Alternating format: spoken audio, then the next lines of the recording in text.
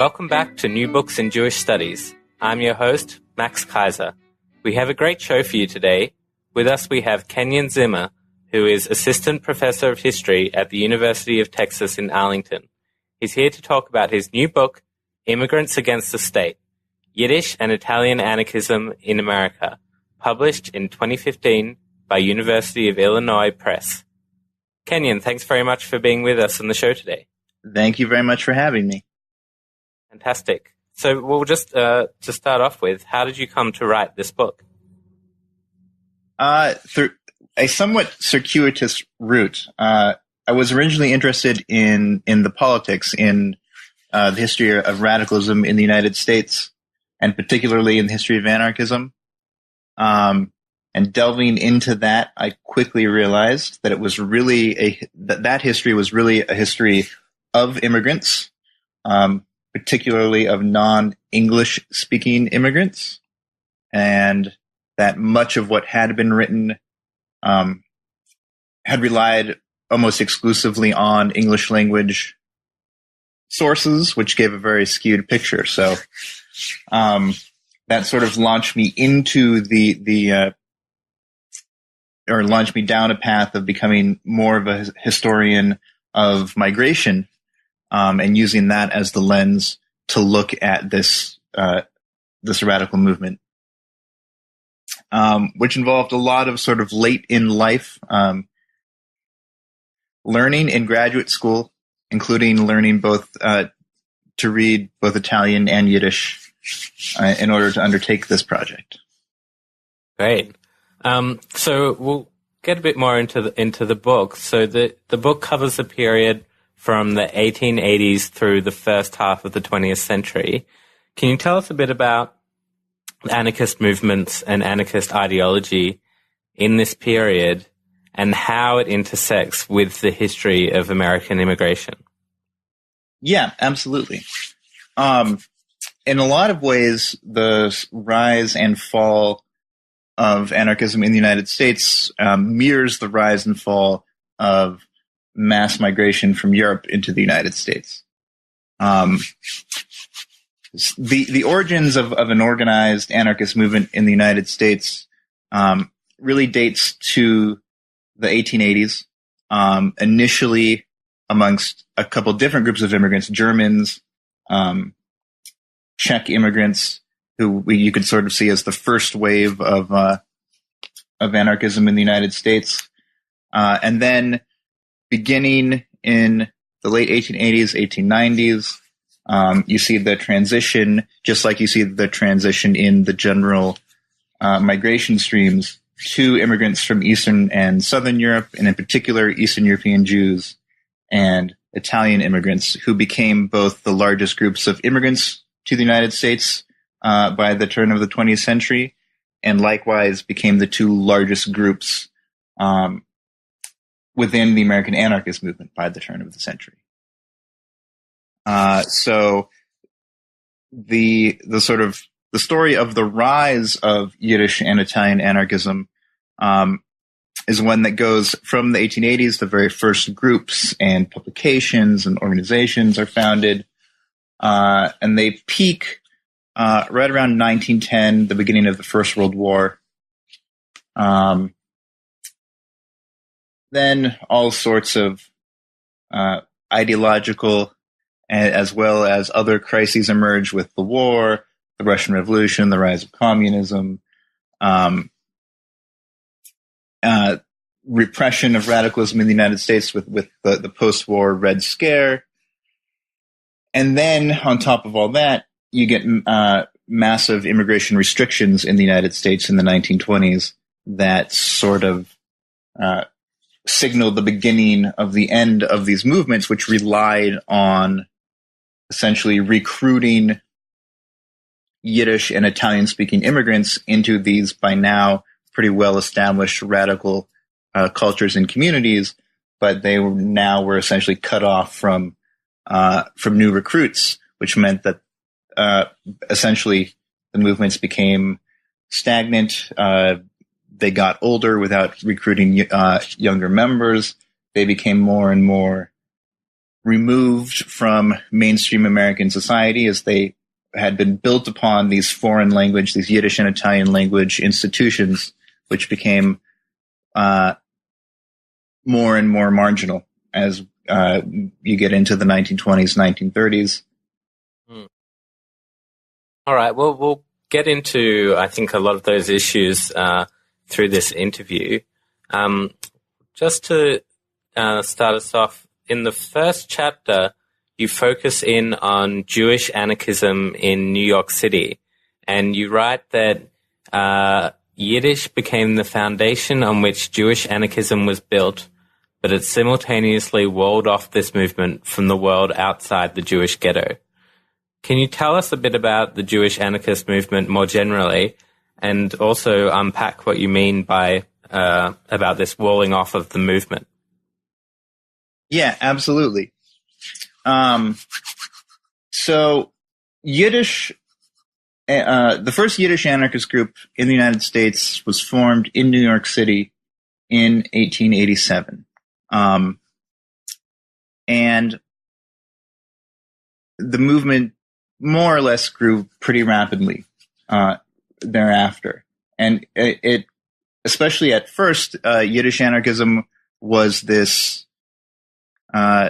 combination of college-educated primarily Russian Jewish immigrants, many of whom actually didn't really speak Yiddish when they arrived in the United States. Most of them spoke Russian. But they were working in garment factories or cigar factories side by side with working class Yiddish-speaking Jewish immigrants, some of whom were also becoming radicalized. They were being influenced by the German anarchist movement, which was based in the same neighborhood, the Lower East Side, that was slowly transforming into a primarily Jewish neighborhood. And the early years of the Yiddish movement, they drew a lot on the German movement and its ideas and its publications and so on, before sort of forging their own path, which took a very different direction by the second half of the 1890s. In particular, they established what would become the longest-lasting anarchist publication in the United States, the Yiddish Freie Arbeiterstimme, or the Free Voice of Labor, which for 20 years was edited by a man named Saul Yanovsky, who played a very central role in sort of helping Yiddish anarchism find its own way and transforming it into a sort of more evolutionary radical movement that wasn't seeking revolution just around the corner like many anarchists were, especially in the late 19th century, but was looking at a much more gradual, long-term process, was focused on things like education, on consumer and producer cooperatives, and on forming a strong labor movement amongst Jewish workers and all workers eventually, and sort of using that three-pronged approach to sort of evolve society in the direction of anarchism. And to go about this, these Jewish anarchists, especially the Russified intellectuals, realized that if they wanted to, quite literally communicate with their fellow Jewish immigrants, they had to do it in Yiddish, and they had to master that language. They had to form Yiddish education groups. They had to put on lectures in Yiddish. They had to produce publications like the Freie Arbeiterstimme in Yiddish. And they excelled at doing this. The Freie Arbeiterstimme in particular became not just an important radical newspaper. It was usually a weekly publication, but it became a central tribune of Yiddish language poetry and short stories and art criticism. It was much more than just an anarchist newspaper. It became a very important cultural newspaper for the Yiddish reading public in general. It published a lot of major Jewish poets for the first time. It was sort of, if you could get published by Saul Yanofsky in the anarchist newspaper as a poet or as a literary critic, that sort of made your career in many cases. So anarchists actually played this important role, not just in radicalism, not just in the labor movement, where they helped pioneer a lot of the major unions for Jewish workers, but also in the larger Yiddish language culture of the Lower East Side. And all of that worked to their advantage, of course, as long as thousands of Yiddish-speaking Eastern European Jews kept pouring into the United States and into New York City and into the sweatshops and the tenement houses. That was ready grounds for recruitment for this very strong and over a couple decades, well-established Yiddish anarchist movement. Of course, as soon as that immigration stream ends, then the very thing that was the strength of the movement that helped it maintain itself, which was these deep roots in the Yiddish culture and Jewish community, then that becomes the Achilles heel. As these Jewish immigrants these radicals grow older, their children grow up speaking English, often rebelling against their parents and their parents' beliefs, which in this case were radicalism. Right, so it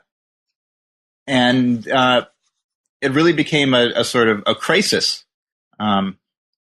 for this generation of Yiddish-speaking anarchists who, many of them didn't master English or at least, we're not completely fluent in it. We're not comfortable speaking it, agitating in it, writing in it, which put definite limits on what they were able to do outside of places like the Lower East Side, and especially over time. That's very interesting. So we'll move on and talk about the next chapter and the case of the Italian anarchists in Paterson, New Jersey. So tell us a bit about the place of Italian anarchists within the labor movement there, and to what extent they were maybe more successful in bridging ethnic divides. Sure. So Paterson, New Jersey is an industrial city quite close to New York, actually, just downriver. And it was the major center of silk production in the United States in this era.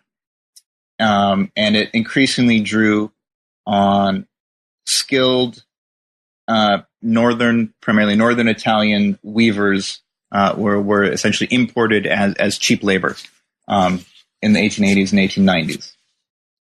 And a few members of this labor migration from Italy had previous experience in anarchist groups in Italy. And in general, Italian weavers had a long, strong tradition of labor organizing and radicalism more generally. Once you get this sort of small nucleus of Italian anarchists in Paterson, they start a couple of different things. One is they start attracting Italian anarchists from elsewhere in Italy who are aware that there's this sort of group and community that's growing in Paterson, primarily because they start publishing an important Italian language anarchist publication, La Questione Sociale, there, which has a worldwide readership. And then they also, of course, like any good anarchist, they are agitating in their workplaces, in the silk mills and dye houses, in their neighborhoods, right, trying to convert their fellow Italian migrants to their way of thinking, which they do with pretty great success. By 1900, the anarchist paper La Questione Sociale, about 1,000 copies of it circulate in Paterson, in 1900. And the Italian population of Paterson is only about 5,000 in 1900. So you can see they've got quite a local audience, quite a bit of strength. And they ceaselessly are trying to organize Italian silk workers and others into unions or what they call societies of resistance to fight for better conditions, better wages, shorter hours, and so on. But they're not, of course, the only workers in the silk industry. They're not the only immigrants in Paterson. There's older groups of German and French immigrants in particular, which also have some histories of anarchist organizing, and they're able to often cooperate with each other, in particular with the French-speaking immigrants.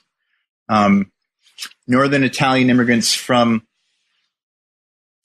places from silk production centers in northern Italy actually had a long history of temporary and seasonal migrations into France to work in French silk factories. Northern Italian dialects like Piedmontese are very similar to French, so they're able to communicate pretty effectively between one another. With the Germans and some of the other groups, it's a little bit more sporadic, but they do successfully collaborate, particularly during times of strikes.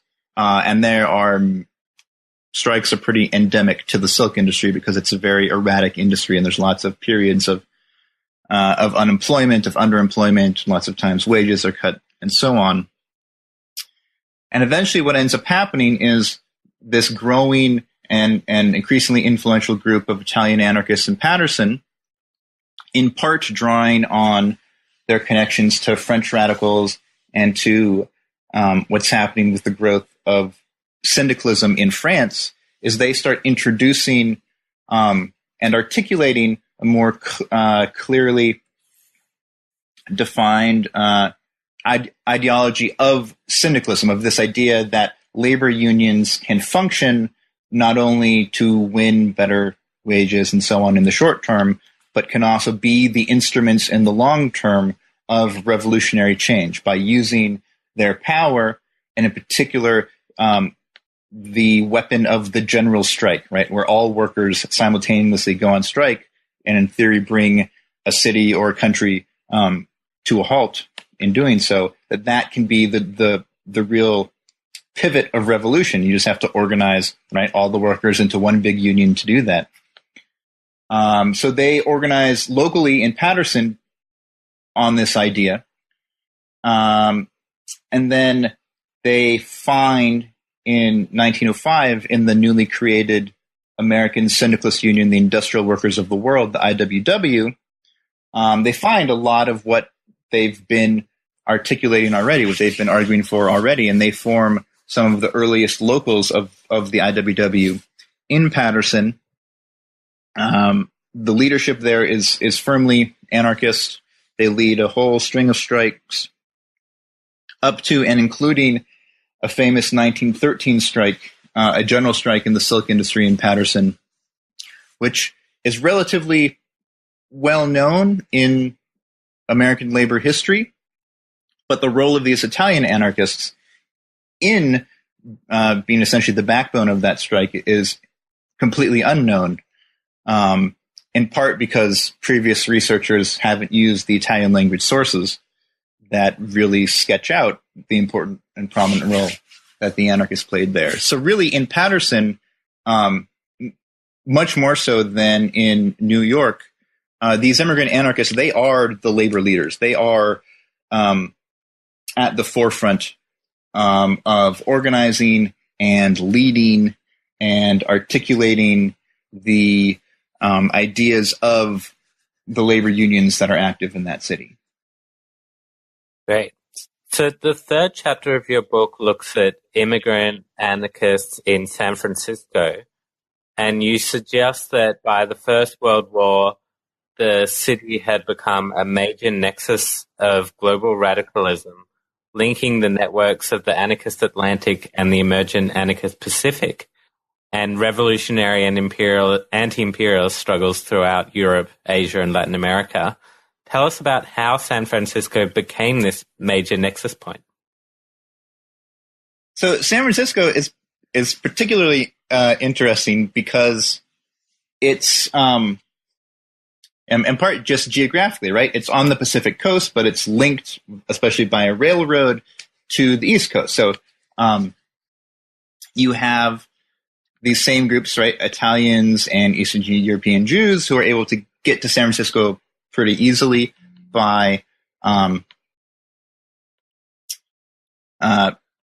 right by the time we get to the 1880s, 1890s. But also, of course, you have immigrants crossing the Pacific from Japan and China and India and so on. So, but they're all in smaller numbers, right? So there's an Italian community, there's a Yiddish-speaking community, there's a Japanese community, and so on. But amongst this diversity, each individual group is relatively small. And the Italian immigrant population is concentrated in this neighborhood of San Francisco called North Beach. But it's not just an Italian neighborhood. It's actually a very mixed neighborhood of Italians, Spaniards, Portuguese, French, and a couple other groups on top of that. What they have in common is is somewhat like in Patterson's. They speak similar languages. They speak Spanish, French, Portuguese, and they begin organizing on that basis. So initially you have a couple small, right, Italian anarchist groups, Spanish anarchist groups, French anarchist groups, but then they start cooperating. They start forming groups together, performing radical plays together, producing trilingual, right, Italian, French, and Spanish anarchist newspapers together. And they start calling themselves not just Italian, Spanish, and French, but Latin radicals. And they form what they start calling Latin anarchist groups, right? They have a Latin radical bookstore, a Latin anarchist theater troupe. And what this eventually leads to is the formation of Latin labor unions that are often led by anarchists, because these French and Spanish and Italian-speaking workers in San Francisco are largely outside of the orbit of the main labor union there, affiliated with the American Federation of Labor, concentrated in things like construction and so on, which generally are neglecting these Latin immigrants. So they also, as in Patterson, gravitate towards the IWW, and they form Latin locals, which are often led, the leading personalities are these Italian and French anarchists, who start organizing cannery workers, bakery workers, laundry workers, all these sort of these industries where these Latin workers have specific occupational niches, and actually are fairly successful in that. And then the IWW, usually through anarchist intermediaries, begins to reach out to and connect with some of these Asian radicals from Japan, from India, eventually from China. You have these sort of either immigrants or visiting radicals from Asia who become involved in these local anarchist groups, become involved in the IWW, and carry some of those ideas, incorporate some of those ideas back into their own radicalism, form their own, right, Japanese anarchist group in Berkeley, form their own, or incorporate anarchist ideas into the growing Indian anti-colonial movement, the Gadar movement that's based out of San Francisco. Mm-hmm. And on top of this, you also have, in particular, Mexican immigrants who are pretty small in number at this point in time in San Francisco, but there's enough interchange and enough concern with what's happening in Mexico that there are some pretty strong links formed between anarchists in San Francisco and Mexican revolutionaries in both Mexico and the United States. And a number of these anarchists from San Francisco end up actually participating in the Mexican Revolution in 1911. Great. So, moving on, how did the First World War and its aftermath impact on anarchist movements worldwide, and also in particular in the United States? Well, the First World War was essentially a huge crisis on a number of fronts. One, it split the movement somewhat. You had, more so in Europe, you had a number of prominent anarchists who began to argue that anarchists ought to be supporting the Allied forces against German militarism. They were arguing essentially it was a sort of, lesser of two evils that had to be supported in order to save Europe from German imperialism. Most anarchists in the U.S. rejected that argument, though there were some who held it. Eventually, Saul Janowski of the Freie Arbeiter Stimme came to that position once the Russian Revolution had occurred and overthrown the Tsar. Oppressive, imperialist, czarist Russia was no longer represented amongst the Allies. Janowski began to argue along those same lines. But he was definitely in the minority. The vast majority of these immigrant anarchists were opposed to supporting either side in the war, which they saw as a capitalist and imperialist conflict. But in doing so, in opposing the war, they then became targets of federal and local repression, which did some serious damage. In Paterson, most of the major local anarchists were arrested, although eventually released. In San Francisco, the IWW was repeatedly raided, members and leaders arrested, a number of them sentenced to prison, some of them deported. So in that sense, the war also seriously disrupted local organizations. And then, of course, the Russian Revolution, which emerges out of the context of the war, brings on a whole new crisis once the Bolsheviks seize power. And then it's a question on what stance do anarchists take towards the Bolshevik Revolution. And this new international communist movement then emerges. And initially, they're actually very, very supportive of the Bolsheviks. And they sort of see what they want to see in the Bolsheviks. They see it as an essentially anarchist or syndicalist revolution. But they, by 1921, 22, begin to realize that it's a very different sort of thing that's happening that is not very anarchistic.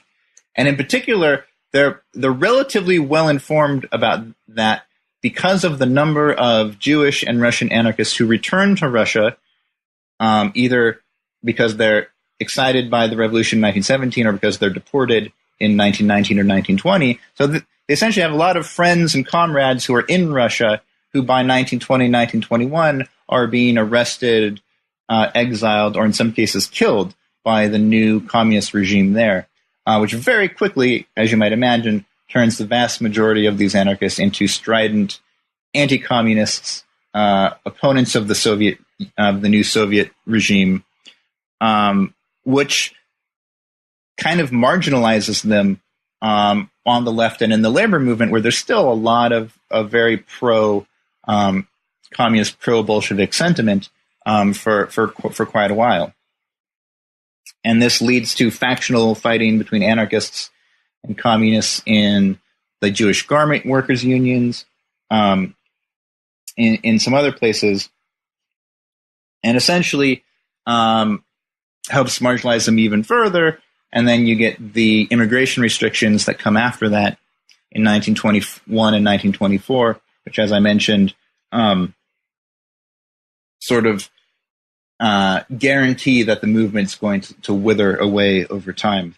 So the First World War is definitely, from the point of view of the anarchist movement, a terrible, not just a terrible time, but a terrible moment of transition that creates all sorts of new problems that last through the next decades.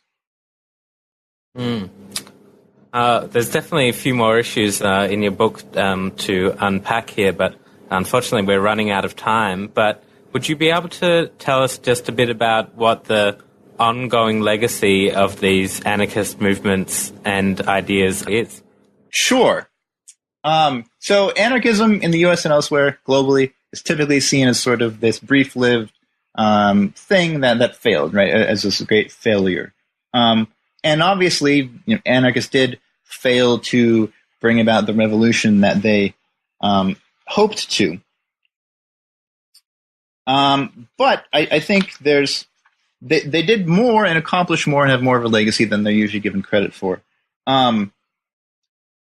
In a few different ways. One is they were, with some exceptions, but very few, they were consistently far, far ahead of their time, and in some ways ahead of our time, in terms of combating notions of racial difference and racial inequality, in overcoming nationalism, which of course was at its peak in events like the First and Second World Wars. In many cases, were quite progressive when it came to gender and women's rights, although not always consistent in practice. Still far more so than just about any other movements of their era. And in really, in opposition to a lot of this, formulating what I call a radical cosmopolitan outlook, which really valued cultural and linguistic and racial difference, but it did so in a way that did not lend itself towards nationalism. Was very much about crossing borders and cross both physical and territorial borders, but also borders of ethnicity, race, language, and so on. Although, of course, always within constraints and within limits, and always imperfect in practice. They also left a legacy in the labor movement. They helped found some very important organizations like the IWW, the International Ladies Garment Workers Union, the successor of which still exists today. They avoided a lot of the traps of the Cold War, of having to side with either the Soviet Union or some of the worst excesses of U.S. domestic and foreign policy. They essentially refused, for the most part, to throw their lot in with either of those. And a lot of their critiques, essentially, of centralized power, of nationalism, of nationalist projects of the Soviet Union, as well as of the U.S. government, a lot of those critiques still resonate today. And I guess if I have the time, I'll just close with, I think, one anecdote that I talk about in the conclusion of the book that I think illustrates the sort of enduring power of this alternative vision of the way the world might be. And that is, after World War II, an anarchist named Rose Posada, who's a longtime organizer for the International Ladies Garment Workers Union and a longtime anarchist activist, she's sponsored by the union to help. It's largely a Jewish union. She's sponsored by the union to help Jews in post-Holocaust Europe. She's on a tour of Poland. She's in the Łódź ghetto in Poland in 1946. What remains of the Jewish ghetto there, what had been a Nazi ghetto for the Jewish population. And she's surprised when a guy runs up the street calling her name, waving a copy of a newspaper. It turns out it's a copy of the Freie Arbeiterstimme, the Yiddish anarchist newspaper published in New York, which had a worldwide readership, including here in the Łódź ghetto. And the guy turns out to be a surviving member of what had been the Yiddish anarchist group there in Łódź, Poland, a number of whom had been killed during the Nazi occupation. But he knows who she is because of these transnational links, because of this newspaper, right? Knows she's a comrade, introduces her to the other surviving members of this small anarchist group. And Posada writes back to her union headquarters. She says, curiously enough, none of them asked for help for themselves or for visas. because a lot of these Jewish survivors were trying to get out of Europe, out of places like Poland. None of them asked for help for themselves or for visas, but all they wanted was moral support, literature, and a printing press and a linotype machine in Polish. Right? So here they've survived the Holocaust, in which more than a few of their Polish neighbors had participated. And all they want is a way to help publish and disseminate their ideas about anarchism, about a cosmopolitan, anti-nationalist, cooperative society with their Polish neighbors that they can print in Polish here in the remains of a Jewish ghetto in Łódź. Right, they're able to still hold on to their belief in that possibility even after living through World War II and the Holocaust, which I think is a pretty amazing testament to the endurance and the power of some of those ideas. That's great. Thanks very much for that great anecdote, Kenyon. Just before we let you leave, would you be able to tell us a bit about what you're working on next? Yes. I'm working on a number of things, but the next big book project that I've started working on and researching sort of grew out of some of the research for this book, actually. I'm writing a collective biography of the political deportees of America's post-First World War Red Scare.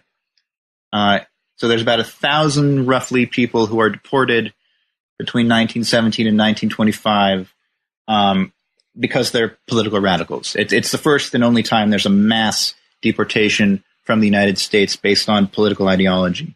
And they're deported to Russia, to Italy, Germany, Scandinavia, all over the place. The largest groups are to Russia and Italy, respectively. So I'm looking at essentially the effect that this mass deportation had on these radicals themselves and on the places where they got deported to, because of course their story doesn't end with their being deported from the United States. They carry on usually their radical activity just in a new setting. So I'm examining the sort of unintended ways in which the U.S. government helped to expand radical networks and to sort of throw a bunch of radicals out into a very tumultuous world where in fact they often made more tumultuous and more radical in ways that the U.S. government did not anticipate and often did not appreciate. Well, that sounds like a really great project. Thanks very much for joining us again, Kenyon. Thank you so much for having me. You've been listening to New Books in Jewish Studies. We've been talking to Kenyon Zimmer, who is Assistant Professor of History at the University of Texas in Arlington. He's been talking to us about his new book, Immigrants Against the State, Yiddish and Italian Anarchism in America, published in 2015 by University of Illinois Press.